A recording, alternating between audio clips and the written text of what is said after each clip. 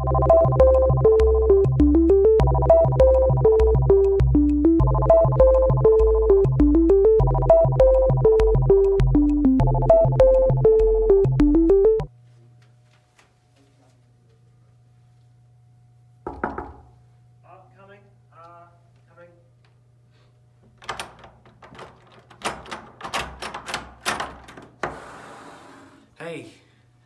welcome to the apartment.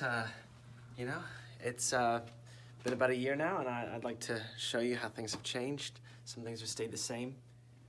Those of you who were here a lot in the past, you can see how everything is pretty much where we left it.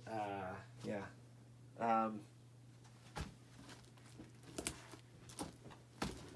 Zander. Yeah. Zander, I had another idea. For meat, we can get squirrels. Are they still alive? I haven't seen any in a while. If you know what, listen, it's gonna be okay. So long. Calm down. I've been waiting for so long. And it just hasn't. Listen. Wait a second. No, listen. Just, it's gonna be okay. Just calm down. Okay. There we go. All right. Have a sit down. Here. Take this back. You know. Yeah, he's gotten a little bit agitated recently. All right. Yeah. Into the kitchen. Still got quite a few supplies. Very prepared. You know, I think things have gotten tough, but you can eat 1 Cliff Bar per day and drink a Gatorade and survive. Between them, they have enough vitamins and fat that, yeah. Our fridge, also, freezer, tons of vegetables in there. Very useful to have. What's this? Oh no, I think we've got something in here. It's another one. Come on, Lucas, we've got another one.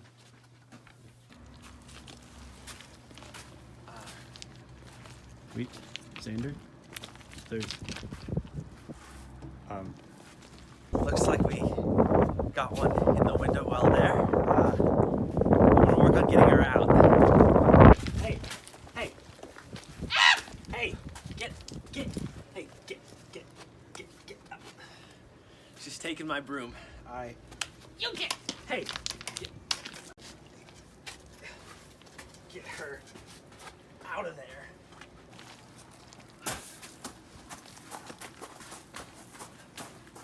I'm having a little difficulty right now.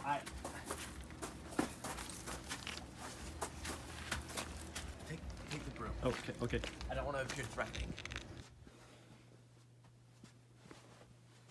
All right, we got her inside now, and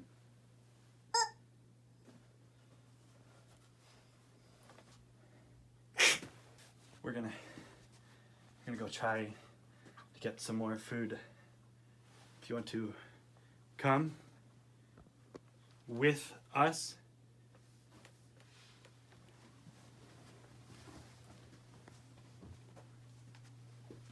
All right, Zander, it worked. Come on. the hobby's been closed for about 7 or 8 months now, but we've been sneaking in, and there's still some chicken that doesn't seem to be too bad. So we're gonna go cook some up right now. Actually, it's gonna be great.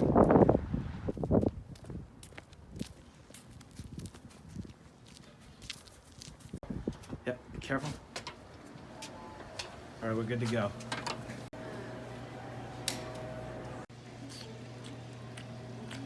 Held your hand, plugging all my hours. That's one of those government vehicles. Well, yeah. You know, I didn't want to necessarily break into the hub again, but Lucas was getting a little bit meat hungry, and I didn't want to see him sink his teeth into a squirrel again. So, and yeah, I think Lexi's doing a little bit better as well. As you can see, it's mostly I think it's mostly the security about the food thing that gets people all upset.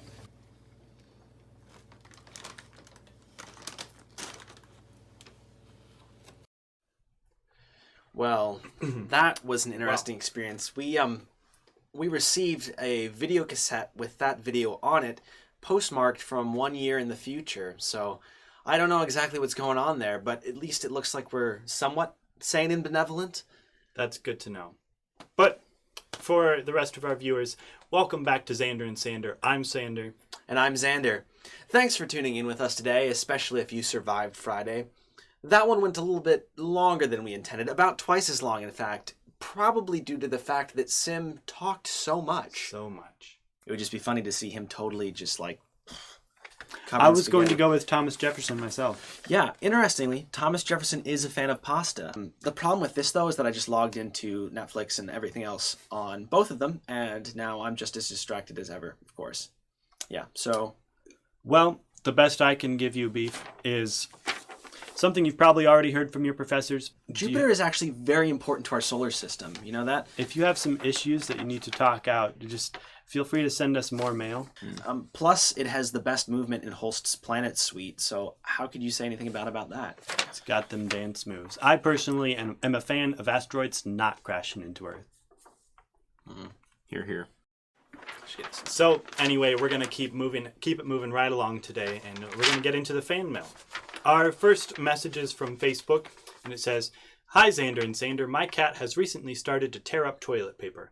Obviously, this couldn't have come at a worse time. Do you have any recommendations on how I can curb this new habit?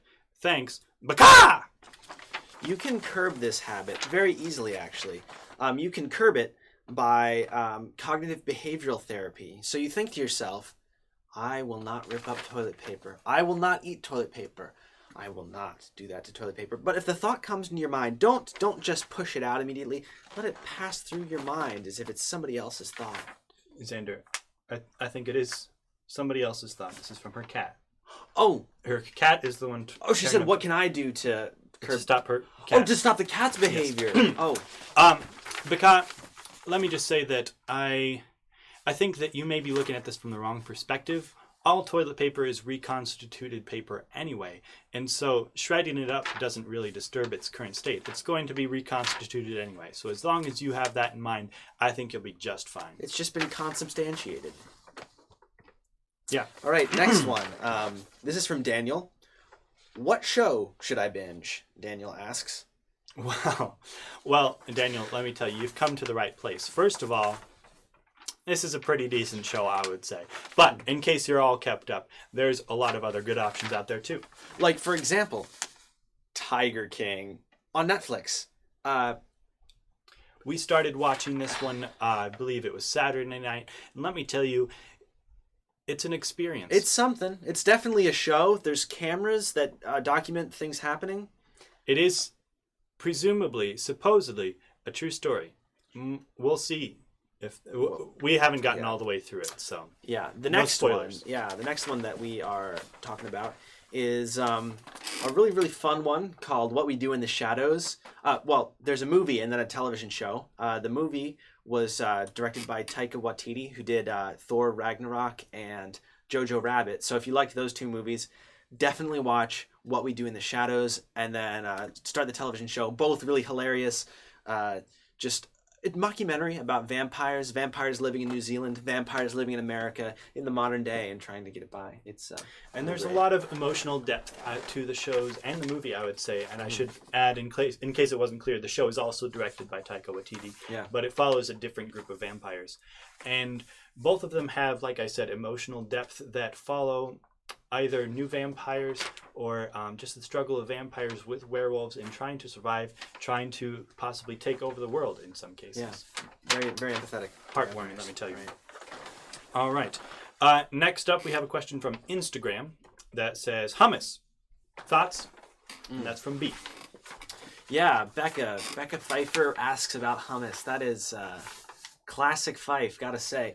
I want to say about hummus, yes, definitely. Absolutely.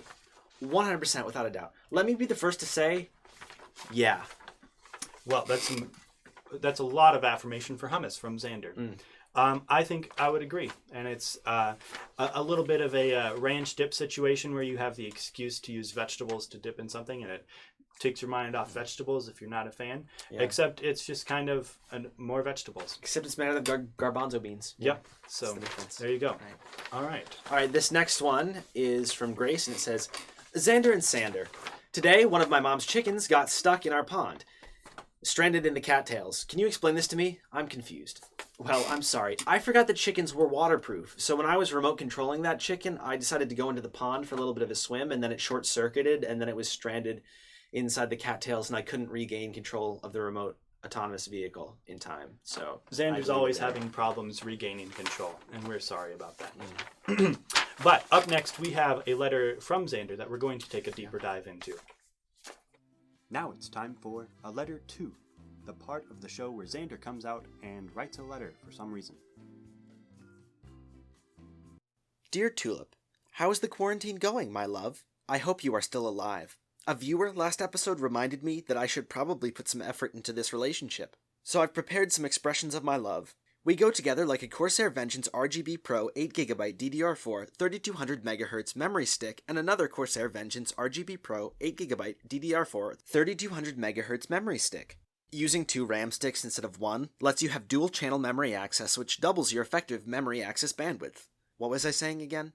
Oh, yes. We should go on a date sometime. Not a real date, because I don't want to touch you. Not to say that you're dirty or anything. Not to say that I'd mind if you were dirty, but I just want to stay safe. Not that I necessarily think I would be unsafe around you, but I just don't think we should meet up right now. Let's FaceTime. Anyway, I was thinking Italian. Do you know how to make spaghetti? I'll make myself spaghetti. It's not like I can't cook or anything. I'm not totally helpless, but I can't cook for you. Not to say that I don't want to cook for you, it's not a weird chauvinist thing or anything, but I physically cannot occupy the same space as you right now. Not to say that you're too fat to occupy the same space as you, we just have to be apart. You know, I think I should write these on a computer because I'm out of lifting tape for the typewriter and can't undo anything. So you know what? I'll send you an email instead. Faithfully, your loving husband, Zander. What a heartwarming letter. Indeed, it was, yeah, I had to throw that one away. But we're back now, so it's okay. I'll solve that problem somehow or other someday. All right, the next one is from Abigail. Now, no, this is not Abigail. This is a different Abigail. Right. And this message reads, I've got a dilemma for you. I'm living at home now that my college is all online. How the heck am I supposed to survive with my parents for the next 5 months? Help. Abigail. Well, Abigail, we thought you'd never ask. We needed a good segue into our next segment, self-care and self-quarantine. How to stay sane, like us, when you're cooped up at home. Yeah. Our first tip is try a new recipe. You've wanted to try making your own risotto or quiche or chicken, I don't know what that is. Chicken something or other. Chicken tiki masala. Lucas wrote this one for a while now, and you finally got the time. You can even check out our new Zander and Sander's quarantine cookbook, coming soon with such novel dishes as a peanut butter sandwich, seasoned ramen, and hub chicken sandwich. Tip number 2, call somebody. Your grandma, your aunt that lives across the country, your senator, the director of the FBI, they'll be so glad to hear your voice, and you'll have so many cool things to talk about, like the new recipes you're trying, or your legislative priorities that you feel are important, or how on earth did you get this number? The third tip is do some cleaning. If you're like us, you have books and random things piled on each and every surface, sandwiches in between the couch cushions, some crusty blood on the carpet. Why not take a short break from work or school and tidy up your space to create a clean, healthy, balanced living space for you to do work or school in without any of the straps or shackles lying around? If all else fails, take some time to get to know the people that you're stuck with. Maybe you'll get to know something about them, or about yourself, or learn something new about Frosty, your dog from when you were 9 that went to move upstate. In any case, you'll always have us as your family, or giving you advice and telling you who to date like your parents do. Precisely. This concludes self-care and self-quarantine. All right. Next up, we have an email from Sim that says, if you could eat dinner with any person in history, dead or alive, with no language barrier, where would you take them? Well, it doesn't ask who we would take, it just asks where we would take them. So I would definitely say Olive Garden. I think Olive Garden is very gentle, a little bit semi-fancy, a little bit dressy-downy. You know, it's just a place, it's like an Applebee's, but just a little bit more pasta-y. So I would definitely take someone to an Olive Garden. If I could have dinner with any historical figure, I think it would be the biggest chance of not shocking them to death. That's a good answer. I think my answer would probably be Chuck E. Cheese. There's such a variety of experiences that can be had there, from the food to the games, and there would be something for everyone, no matter who you chose from history. There would be something at Chuck E. Cheese that would enable them to have a good time. Yeah, I mean, just imagine Sartre sadly sitting in a ball pit. Not that I would take Sartre. I would choose a better existentialist probably, but that's just an example. Well, you don't get to choose. You only get to choose the place. All right. All right, this is my last email here, and it's from Wern, and it says, "Hello, me boys. I miss you. I hope me grammar is good enough for you, Luca. The thing I want to talk about is, if you could combine any two Bard games, what would they be? What would be the name of the new game? Then please explain in graphic detail how you would win said game. Thanks, your pal, Wern. P.S. I miss you." Well, Warren, that really brings a tear to my eye, and I can't tell if it's you missing us or Zander's accent. But I would have to say that we thought long and hard about this answer, and we wanted to come to a unified conclusion as roommates.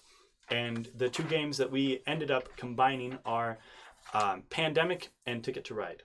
Mm-hmm. Now, these two games work together well, both because you get the visual element of humans traveling as well as a visual representation of how a pandemic travels. Right. And we thought it was a little bit relevant because in this game, there would be two players. It would be cooperative. There would be one person who plays as a sort of Typhoid Mary type who is an asymptomatic carrier of the disease designed by the other player. So what you do is you try to build your railroad empire in order to distribute your ice cream all over the world. Now, you would start in the United States, of course, and you would just start building your railroad lines so you could deliver your fun ice cream different places, and you would make the ice cream with your bare unwashed hands in order to spread the disease into it. So then the other player would create the best disease that can not only survive the cold of the ice cream, but then also infect the most number of people possible. So you would basically just go throughout the world selling your ice cream, infect people. The other player would create a good disease to infect people, and you would just build your empire that way. And you wouldn't win until you have become the superior ice cream dealer in the nation. One of the goals is driving Ben and Jerry's out of business. Right. And you also have to secure the biggest railroad empire. Right. And here's the other thing is that this game would be worked in real time, so it maybe take a year or two to play. Additionally, you can't technically lose this game because every time you go bankrupt, the government will give you a $1.5 trillion bailout. That's right. And that's how we intend to play it and win. All right, next up we have an email that says, "Hello, it is me again, your biggest fan.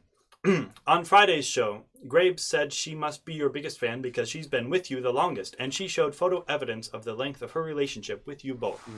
I'm here to show that I have actually known Zander and Sander for longer. In fact, here are the three of us as toddlers. And even most people don't know this, but Zander and Sander and I have actually been raised together since we were babies. So sorry, Grabe. It appears I have known Zander and Sander longer, and am therefore their biggest fan." Oh, look at that. Yeah. Yeah, she's right. That's us as top and babies. Look at that. Yeah. All right. That's pretty surprising. I will, however, concede to Gnabigail because I think she is deserving of the title of biggest fan because she's just that cool. I will happily take the title of biggest fan ever next to Gnabigail. Love you guys. Skylar, Schizophrenia, Scoopert, or Scandinavia. Oh, yes. Oh, I'm sorry. And we also have one more email, actually. One more email. Sorry, I missed this one. Yeah, this one's from Gnabigail as well. And this one says, "Dear Zander and Sander, I'm enraged by both Grape and Scooter Girl's claims of being bigger fans, and to prove my loyalty, have attached some fan art that my boyfriend and I made. I hope you like it, Gnabigail." Oh, let's take a look at that. That's the both of us. That's beautiful. I love Incredible. Oh, good old Lampy. Good old Lampy up there. Her lamp, same lamp every time. I feel honored, Gnabigail. Look at that. Thank you for drawing me so well. playing the guitar. That's just heartwarming, I gotta say. Well, I don't think I can argue with Skylar in this case. Yeah. But in case you guys have more arguments that you would like to present, feel free to keep emailing us at zanderandsander@gmail.com or finding us on social media to message us. At Zander and Sander, usually. Yep. Thank you so much for tuning in. Like we said, we'll see you on Friday. It's been an honor to have you. Yep. We'll see you soon.